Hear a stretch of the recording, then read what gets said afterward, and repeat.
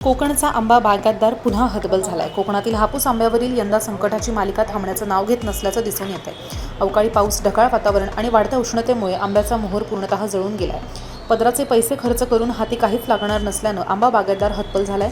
आता जगायचं कसं आणि बँकांचं कर्ज फेडायचं कसं असा उद्विग्न सवाल बागायतदारांनी आता आत्महत्येशिवाय पर्याय नसल्याची भीती सुद्धा व्यक्त केली आहे। खरोखर सांगू का, शेतकऱ्यासाठी काही राहिलेलं नाही आता सध्याला। काय की एवढा पाऊस, आता रात्री थेंब पाऊस झाला, हे आबाळ फिरतं, त्याच्यामुळे टोटली मोहर पूर्ण जळून गेलेला आहे आमच्या।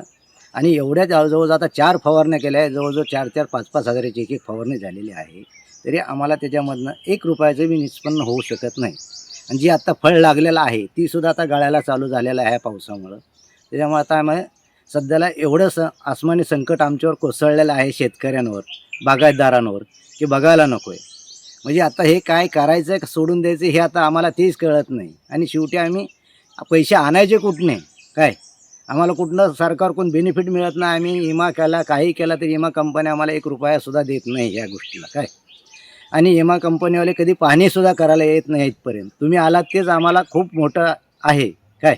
म्हणजे ह्या गोष्टीमुळे आमचे एवढे आम्ही दहशतमध्ये आत्ता सध्याला तर आहे की काय करायचं आणि काय नाही, हे तुम्ही आता सरकारनं निर्णय घेतला पाहिजे शेतकऱ्यांसाठी, जे काय घ्यायचं आहे तर। त्याच्यापेक्षा आता आम्हाला काय, तुम्हाला जे काय आहे ते तुमच्या हातात आहे, आमच्या काही हातात नाही आहे।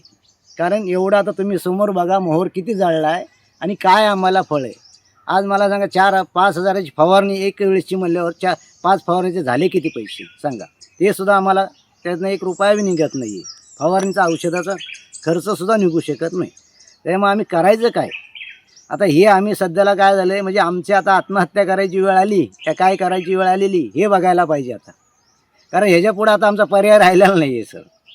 कारण आहे ते आंबा गेला तर मला सांगा, आम्ही करायचं काय, खायचं काय। आमचा खर्च जर निघत नाही आहे, आम्ही स्वतः घरातनं पैसे घालतो आहे, काय म्हणजे आम्ही कष्ट करून सुद्धा आम्ही लोकांकडून व्याजानं पैसे काढून आणतो आहे आणि ते जगवतो आहे झाड, कारण निसर्ग म्हणून।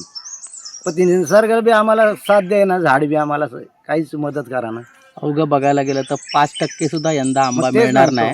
मग ते तुम्ही सरकारकडे या संदर्भात नुकसान भरपाई मागणार आहात का काय? सरकारने दिली पाहिजे ना। आम्ही अर्ज करतोय साहेब, पण ते आमच्या अर्जाला कोणी व्हॅल्यू देत नाही ना। पुढचे अधिकारी जे आहे ते येतच नाहीत। आम्हाला सरळ येतो, तुमची पाहणी करून जातो, येतच नाहीत, तर आम्ही करायचं काय। अधिकारी, कृषी अधिकारी तर कधी आमच्या बागेत येत नाहीत सांगा।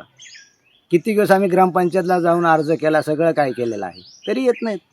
मग आम्ही भांडायचं कुणाशी सांगा। नाही नाही, आमचं म्हणजे शेतकऱ्यासाठी कोणीच नाही हो, काय खरं सांगायचं हा महत्त्व सगळ्यात। कारण आता एवढं मला सांगा, 5% तर सोडा, 2% आंबा मिळणार नाही। तुम्ही तर 5% मला म्हणता, 5% आंबा मिळत नाही, मिळू शकत। तुम्ही परत 1 महिन्याने या बागेची परिस्थिती बघा, 1 आंबा तुम्हाला दिसतंय का बघा। आता ही उष्णता वाढती, उष्णतामुळे सगळं आंब्याची गळ चालू होणार आहे या ठिकाणी। मग आम्ही फवारणी किती करायची, आता कंटाळलो आम्ही ह्या गोष्टीला, काय खरं सांगतो, कंटाळलो।